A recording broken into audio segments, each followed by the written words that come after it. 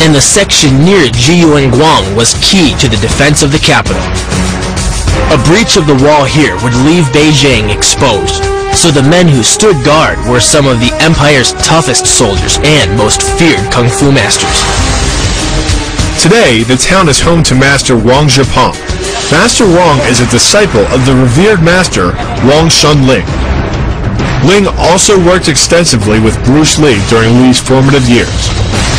And it's the skills that Ling taught him that made Lee arguably the greatest martial artist of his time or any other. The style is called Wing Chun. Master Wang's Wing Chun is built around the concept of efficient, close-quarter combat. Tight, coordinated movements are used to reduce the distance between you and your opponent.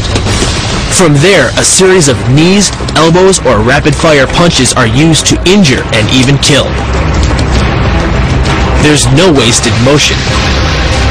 Because of its close-quarter nature and its efficiency, Wing Chun has been adopted in the West in many women's self-defense systems, which wasn't surprising when we learned how Wing Chun came to be.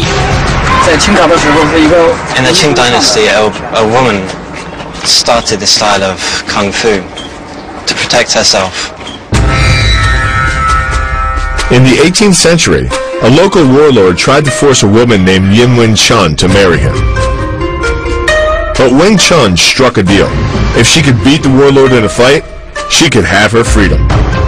Wing Chun trained in a rapid-fire style suited to quick, diminutive fighters.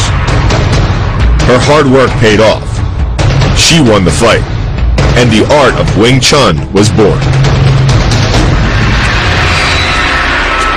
Whether you're male or female, the core strike in any Wing Chun attack is the straight Wing Chun punch. Just a straight punch? Just here? It's the shortest distance between you and your opponent. To execute the Wing Chun punch, the fighter quickly moves inside his opponent's punching range. Good. With his hands in front of his chest and his elbows tucked in, the fighter quickly rotates and extends his fist. Punch along the arm, then try and get your hand back above your elbow. The punch is then repeated, as needed, until your opponent bites the dust. I feel like the breeze whizzing by my face. That's cool. And according to Master Wang, the more relaxed a fighter is, the more punches he can throw. Relax. Relax your arms. It's so hard to relax and think about punching somebody. It's not an easy concept. But Wing Chun doesn't just rely on speed. It uses power, too. He's excited. Oh, yeah, that sucks. And even through a pad from, this far away, you feel a lot of power. The key to this synergy of speed and power is punch technique, punch location, and punch frequency. With your elbows tucked in behind your fist, the energy of each punch is maximized. And because the punch is delivered to your opponent's core along a center line, the more directly that force is transmitted to his body. The effect is similar to that of continually slamming a battering ram against a door. No matter how strong, it can only sustain so many blows before it collapses.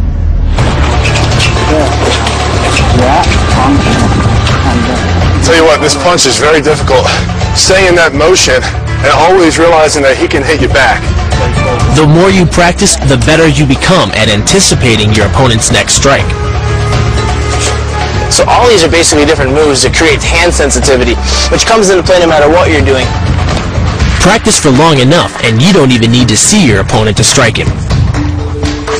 Blindfolded, Master Wang demonstrated the combination of speed and power that lies at the heart of Wing Chun.